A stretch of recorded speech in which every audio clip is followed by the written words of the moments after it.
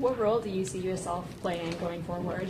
Well, part of the team that's going to work on this. I just hung up on Senators Reid and Kerry, and they're excited that we move the process along, and now we had to take the best of Kerry-Boxer, the best of the energy bill, the best ideas from agriculture, from commerce, meld together a bill, and this was a very important step in the process, so I'm very relieved that we did it, and it's unfortunate we had to go the route we did, but the Senate can't be paralyzed. The Senate has to function. And, you know, what if other committees said, well, we don't want to do, you know, an emergency response to a drought. We don't want to do a highway bill. We don't want to do, you know.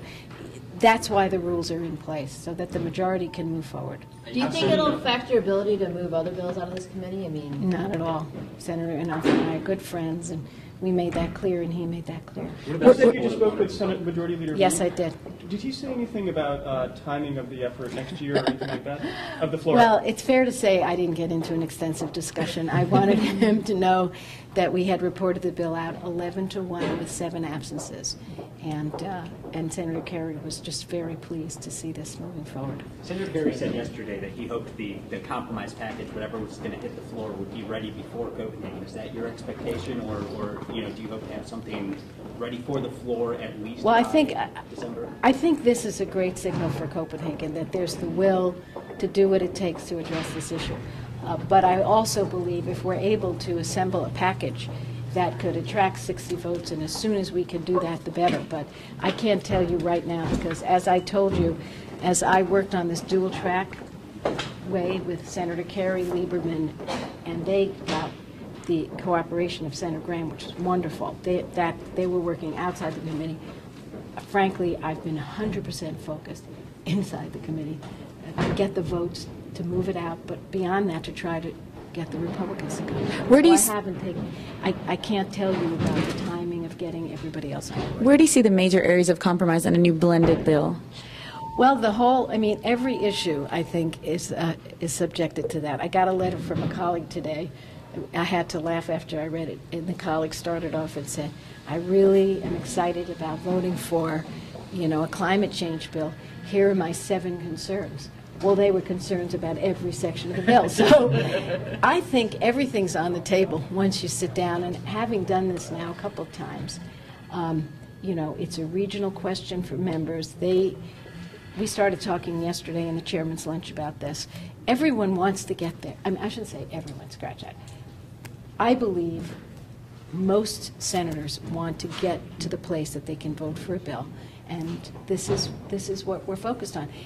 I just think I learned a lot more about the legislative process, because what you realize is each stage, as a landmark bill moves, not a bill that, you know, an easy bill that I do here, a court naming bill or something, I'm not talking about, but a landmark bill. Each stage you have to find the new sweet spot, and each stage requires a little bit of a different emphasis, and that is played out as everybody gets involved. Senator Collins and Senator Snow voted for your legislation last Yes. time. They urged the committee to Yes. hold off until the EPA completed the study Yes. the Republicans had asked for. Are you Yes. more concerned that today's vote may risk the support of moderate Republicans? No, I don't, because as you know, this bill is on the floor of the Senate, but the bill that is coming is not this bill. It'll be a bill that everyone's going to work on. It's going to take the best of Boxer-Kerry, the best of the energy bill, the best of the ag efforts, the best of foreign relations, the best of commerce. Am I leaving out any? Maybe even banking will have something to say about it. So there'll be a new bill. But I believe, I didn't have a chance to talk to them personally. I think if they knew that we invited the EPA here, I don't think they were aware of this.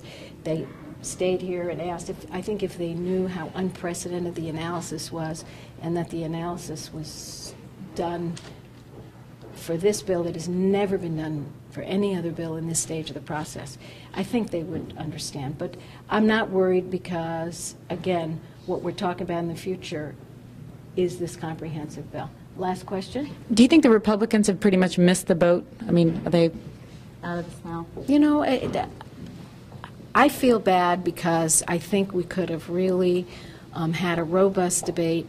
I think the last time we did this bill, we took many of their amendments. They had some good ideas.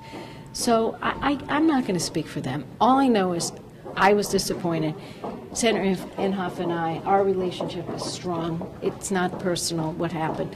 And it was one of those things that they kept saying they needed a more robust analysis. We proved that it was in-depth, unprecedented, and they didn't show up to ask the question. So one has to say, was there real substance there? My conclusion is it wasn't a substantive argument. Had it been one, yeah, we would have done more. So we did what we had to do. It was a very difficult and tough road, but it's saying to our states and our country that this committee has done its job. This is our job to look after the environment, and we have taken a step today. Thank you very much.